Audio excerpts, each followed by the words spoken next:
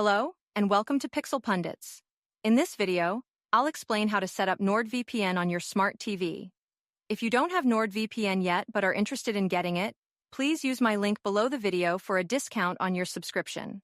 For smart TVs running an Android operating system, it's quite easy to install NordVPN by finding and installing it from the App Store on your TV. This is the most user-friendly option, but less than 30% of all smart TVs run on Android. That is why I will explain the following two methods: tethering, also known as a personal hotspot, and SmartDNS. Creating a hotspot is my preferred method. The reason for this is it takes over the role of a normal Wi-Fi connection, but with the added benefit of ensuring all the data from the TV goes through a VPN as well.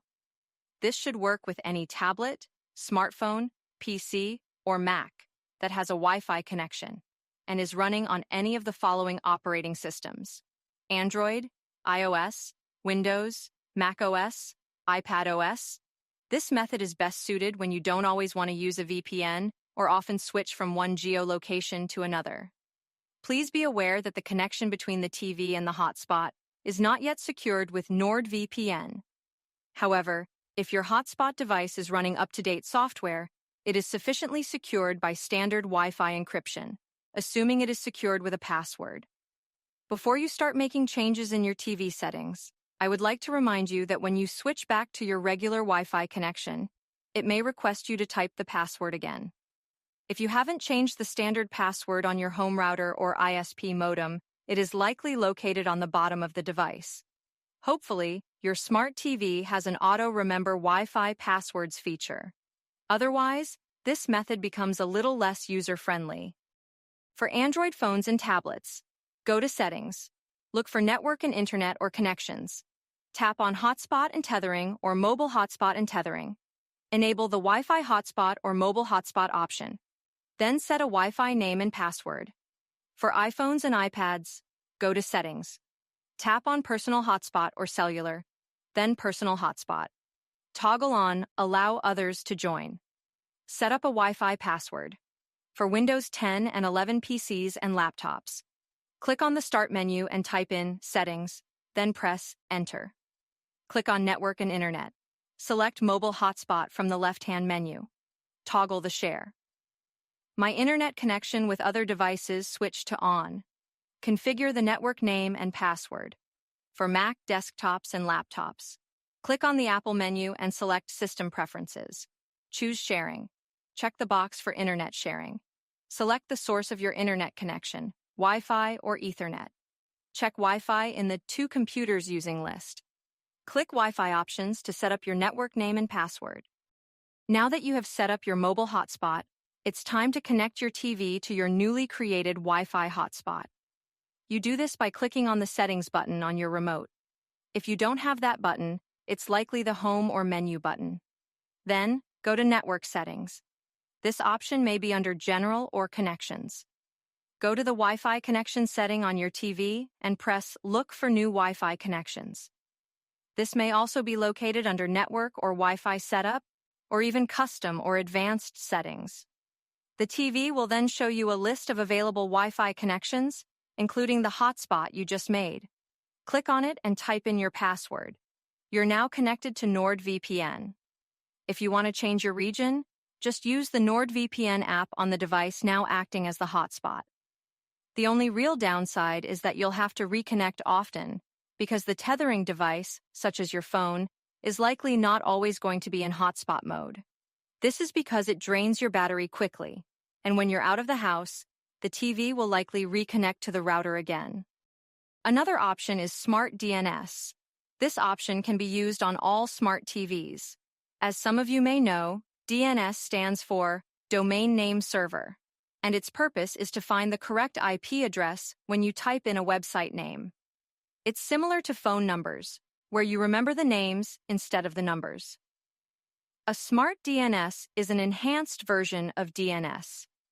In addition to resolving domain names, smart DNS can reroute your DNS queries through servers located in different regions. This allows users to access geo-restricted content by making it appear as though they are browsing from a different location. Please note that you can't choose the region of location with SmartDNS. However, NordVPN's version of SmartDNS provides the best options for most streaming services. This means SmartDNS is not tied to a single region, but can access multiple regions, such as a UK or US-based streaming service. However, I would like to point out that SmartDNS does not encrypt your internet traffic, so it does not provide the same security as a VPN connection. Because the data is not encrypted, it is also much quicker. If streaming is suboptimal via VPN, give SmartDNS a try. If you want to use a SmartDNS that lets you choose your geolocation, then SmartDNS Proxy is the service you're looking for. To learn more about SmartDNS Proxy, you can find a link to a video about it in the description below this video, as well as a link to try SmartDNS Proxy free for 14 days.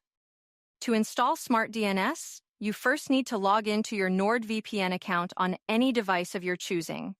To set up SmartDNS, you need to be connected using your standard IP address.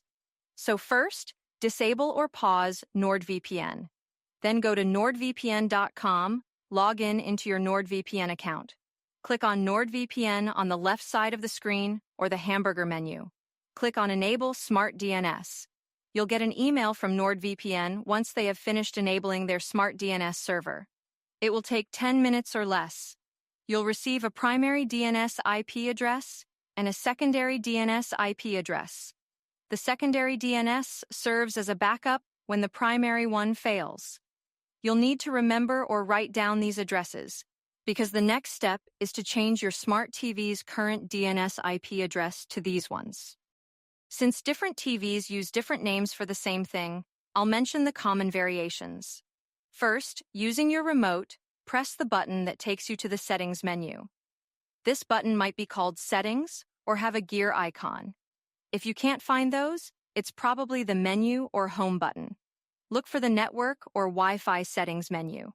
This might also be a sub-menu under System or General. In the Network settings, look for the option to configure your network manually. This can also be named Other Settings or Advanced Settings. Turn off automatic configuration to edit manually. Go to the field that says DNS address. Now type in the smart DNS address. Enter the primary and secondary DNS addresses using the remote's numeric keypad. After entering the addresses, save your changes. Look for an option to save or apply the settings, which might be called Save, Apply, OK, or something similar. Finally, restart your TV to apply the new settings. You can do this by turning the TV on and off. Once that is done, the content you're looking for should be there.